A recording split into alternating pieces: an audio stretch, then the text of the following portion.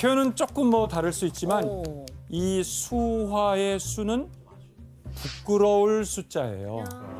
그러니까 그 아름다운 꽃조차 양귀비의 미모 앞에서는 부끄러워서 고개를 숙였다는 거죠. 그렇죠. 중국에선 수화 그러면 양귀비의 미모를 표현하는 걸로 대부분 이제 얘기하게 됐어요.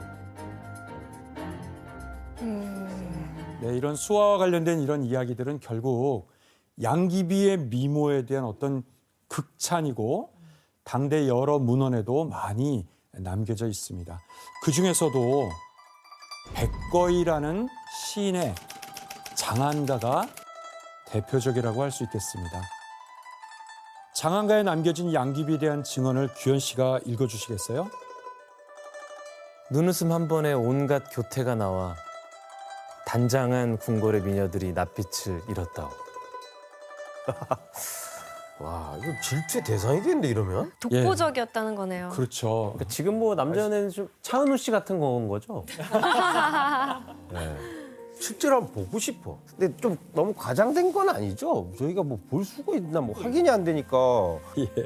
당시 양귀비의 그 초상화는 남아있진 않아요. 아, 초상화가 있었어야 되는데. 그렇지만 이제 양귀비의 미모를 조금 더 우리가 구체적으로 짐작할 수 있는 바로 당시의 미인들의 모습을 묘사해서 만든 도기가 있습니다. 도기? 도자기를 말씀하시는 건가?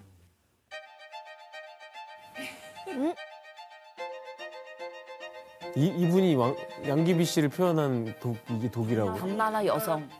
이 당나라 때 도기에 공통점이 있을까요? 좀 풍만한 몸매인 것 같아요. 약간 항아리 모양처럼 생긴 그런 하체가 튼튼하고 풍채가 있으신 분들을 미인이라고 일단 네, 맞습니다. 시대와 지역에 따라서 아름다움의 기준이 다르고 또 당시의 미인의 기준 역시 지금과는 좀 달랐던 것 같아요. 우선 당시 미인의 첫째 조건은 바로 볼이 살짝 흘러내릴 듯한 통통한 얼굴. 복스러운 얼굴인 건가? 그렇죠. 그리고 피부는 아주 백옥 같고 붉은 입술이 기본이고요.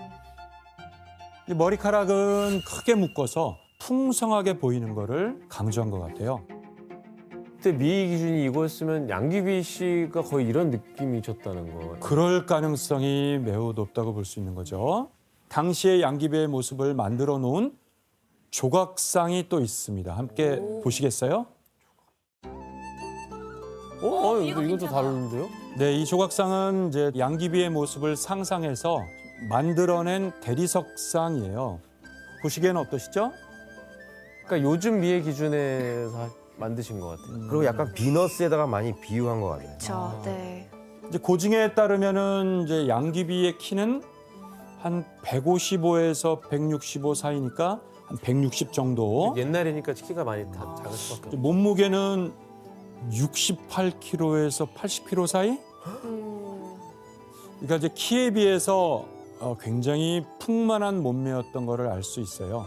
왜 양귀비 같은 그런 체구가 당시의 미인의 기준이었을까요? 그때는 먹을 게 부족하니까 뭔가 통통함이 부의 상징이었을 것 같아요. 그렇죠. 당시 이게 풍만하다는 것은 역시 잘 먹는 귀족들이나 가능할 수 있다는 조건인 거죠. 그리고 또 하나 현종이 사랑했던 양귀비의 몸매가 이러니까 양귀비 같은 그런 몸매 자체가 새로운 미의 트렌드의 기준이 되었다는 설도 있습니다. 아, 그 양귀비가 미의 기준이 된 거네요. 그런 영향도 있겠죠. 예. 교수님, 양귀비의 이 미모 하나만으로 어쨌든 황제의 마음을 산 거예요? 이 양귀비에 대한 기록을 보면은 그녀에게는 남다른 재주가 많이 있었던 것 같습니다. 가무에 뛰어나고 음률에 통달했으며 지략은 일반인을 능가했다.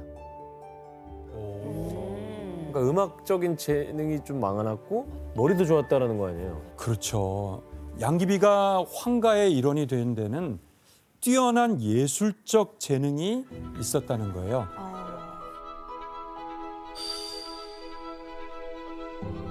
이 양귀비는 노래면 노래, 뭐 춤이면 춤, 모든 면에서 탁월했던 것 같습니다. 심지어 이제 당나라 때 유행했던 그 유명한 춤이 있는데 당 제국에서 그 춤의 최고의 실력으로 유명할 정도였다는 거예요.